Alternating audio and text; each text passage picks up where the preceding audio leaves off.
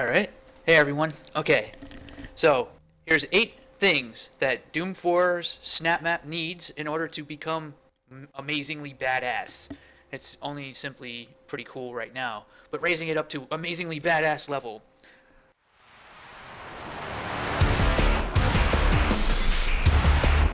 The first thing on the list is definitely to make it so you can allow players to carry all weapons, either just like or very similar to how the single player already functions. Obviously, since SnapMap is more oriented around multiplayer and co-op, you won't slow down time or anything like that. But the two weapon loadout thing is it doesn't work. It's not right. It doesn't feel right for Doom. It doesn't feel right for the kind of content. Like it's very limiting. If players want to set up snap map content where they only have 2 weapons, let them. But in all honesty, I say whatever resources, just pull them and fucking fix this.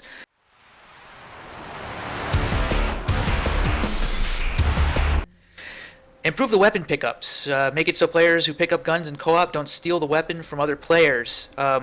So, like, if I pick the weapon up, it looks like it's disappeared for me, but the other players still see it there, and then they can pick it up themselves as well, or something along those lines. Something of that sort, where it doesn't completely throw ammo out the window. It doesn't completely unbalance things. It doesn't steal the weapon from other players. Also, consider customization. Don't force the designer to place weapons into the world with a certain configuration. Like, I should have the ability on my character, like I should be able to spend snap points or whatever the hell they're called, to just make, like, whenever I pick up the regular heavy assault rifle, I'll get the micro missile mod because that's my build. And maybe one of the other players, well, when they pick up, they'll get the zoom scope or whatever. I think it's absolutely silly that the designers are actually given. I mean, it's not. It might come in handy for something that somebody else wants to work on, but I don't know. It's kind of stupid in its current state right now. Like, those things are by definition what I would describe as being a preference side item, and they should probably always be present depending on the player's preference. Anyway.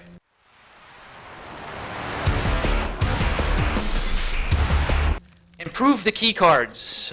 Key cards need to be spinning in the air glowing objects that are very obvious. Right now, the only way that I can make them not completely invisible on unbelievably worthless things that nobody in their right mind who's playing the game will ever even see it. It looks like the environment. These keys are invisible as hell. The only way that I've managed to get away from this is to set them to the classic mode, which helps a lot. But well, I mean, it helps a lot, but it's the same graphic from Doom 1. So yeah, there's that. Make the keycards better. Make them obvious. We really need that.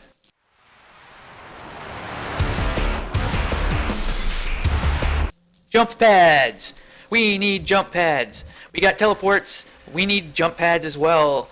That's gotta happen. We want those. Make it happen, please.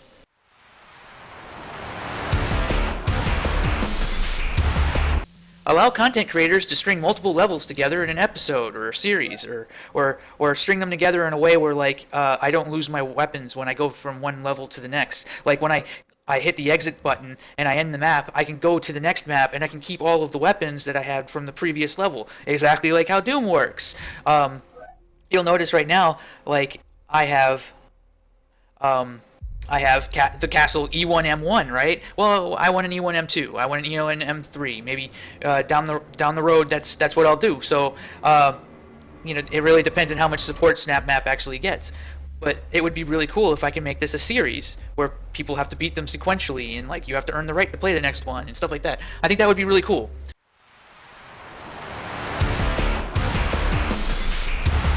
Especially more tiles that make it possible to both hide and telegraph secrets. Okay, so this is a really big deal because it's a huge fingerprint of the Doom style model. Okay, everyone remembers E1M3 from Doom 1, where you're actually seeing the Soul Sphere for the first time through a window. Now, this is probably something, like, I try to recreate that as much as possible, but telegraphing a secret or areas that you can't get to unless you find out how to get around to them, or coming back to a space in a way that is, you have to jump down. Now, some tiles do exist like this, but for the vast majority of these tiles, they're all contiguous spaces that allow me to reach everywhere within that space. There should be some spaces that are actually two separate areas combined into one tile. There should be tiles like that, but there should also be walls. I should be able to place like a wall piece here or something with a window in it, and like you have to like jump down and to get into it, or I don't know. There should be ways for me to telegraph secrets.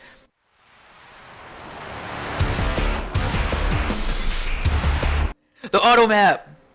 We need the auto map. I need to be able to press tab and get a freaking auto map. It was so cool in the single player. Doom 4 single player was so fucking cool to have the damn auto map. It needs to be here in Snapmap 2. There's no ifs, ands, or buts about it. Make it freaking happen. It needs to be a thing. And while you're at it, allow me to place collectibles in the map. And, I can give score. I think actually I can technically do that, but it's not quite as interesting. But allow me to place things in the secrets that are cool. You kind of mark them on the map, and you have to come back around. We need more of that stuff. All right.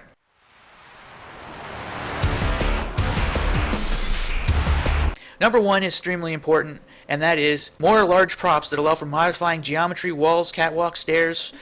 If you want a really good example of the kinds of geometry style props that I would be referring to, take a good look at Fallout 4. Like in Fallout 4, I can actually build a little staircase right here, and then that could be a catwalk right here, and then this could be a ledge. But also, not just that, but props that allow me to place doorways in spaces. Like if I want to just drop a door, a functional door right here. But also walls with windows, walls that close off spaces. So having a giant wall that I can just sort of jam right here and actually make this a dead end. You know what I mean? And have to actually take a catwalk to go across. Allow me to do that kind of stuff where I can piece together my own spaces using the spaces that already exist by modifying them with more intricately designed, larger props, and having large pillar pieces and maybe even being able to just completely block off a space so that I have to blow a wall open, right? Having a wall that looks like it's destroyed, but I blow up some barrels in front of it, and now the wall cracks open or something like that, stuff like that. Those kinds of props. All right, so that's that. These are the 8 things that I think Snapmap really needs in order to really shine. So my overall opinion of Snapmap right now is that it's, by at least most people that I talk to and personally, it's extremely underrated. They're not really. They're not. There's a lot of people who are they're underestimating this kind of design. And one of the things that's really neat about Snapmap is that even though it might look like it's a sort of Tinker Toys kind of, Legos or whatever, that it's too simplistic, the overall design process that goes into making a Snapmap level is actually just almost equally complex to the kind of design process that you would be doing in the game industry working professionally. You still have to account for the way things go from combat to lull sequences, and making sure that the player doesn't get lost, and making sure that the sequences have their objective markers, and making sure all that stuff. There's a lot of game development studios where you as the designer is literally the gameplay scripter. Okay, and that is actually going to feel an awful lot like this. So you're giving these environments to spawn the monsters and make all the really cool stuff happen. This is not as simplistic as it really seems. The visual scripting, everything about this is actually really remarkable. And one of the only times I've had an experience even similar to this, in a more modern engine, is using the Reflex development tools, which is Reflex is the Quake 3 style first-person shooter that is working with an engine that actually allows you to freaking have other people running around the map shooting stuff and fighting each other while you're building the level. Okay, so And in that case, like if Snapmap had that, I don't even know how to react. That would be impossible. But it would be fucking absolutely insane to be able to work on the level while people are in it. But that kind of mindset, that kind of development concept that you can be in the world and building the game at the same time. It's very Minecraftian, if you will. I think it strikes on a chord that is actually really, really amazing, and it should not be underestimated. And I think that SnapMap, in its current state, while its current state is very weak and it needs love, if it does get the things that I just mentioned before, then this will become badass. Like, I actually think that the SnapMap experience will be not only comparable to the single player experience, but in a lot of ways excel past it and actually be a reason to continue playing Doom well after you become bored of the freaking single player. So with that said, I think I said my piece on this, and I've ranted a bit on it, and there you go. So I'll have another update as I get more and more done. I hope you enjoyed the other videos that I set up, where you actually see me go over what I set up on each of these sequences. And I will also probably be doing an update on my Unreal Tournament Fortress mode that I am actually working on, but I've been extremely distracted with SnapMap. I've been really distracted with SnapMap, actually.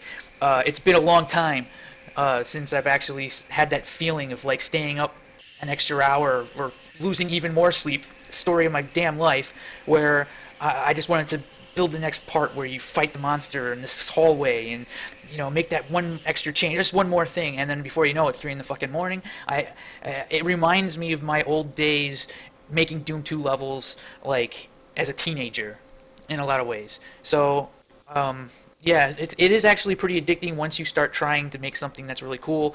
The hardcore mode that I'm currently doing right now, I don't know if it'll be popular, but having like a straight up fuck you, like this is not meant normally for anyone to be able to beat it. This is so fucking like hardcore mode. Actually, might be pretty appealing to a lot of people. I know I like the idea myself. So we'll see how that goes. Anyway, all right. I'm done. Got to actually end the video now. Peace out. Like, stay tuned for more.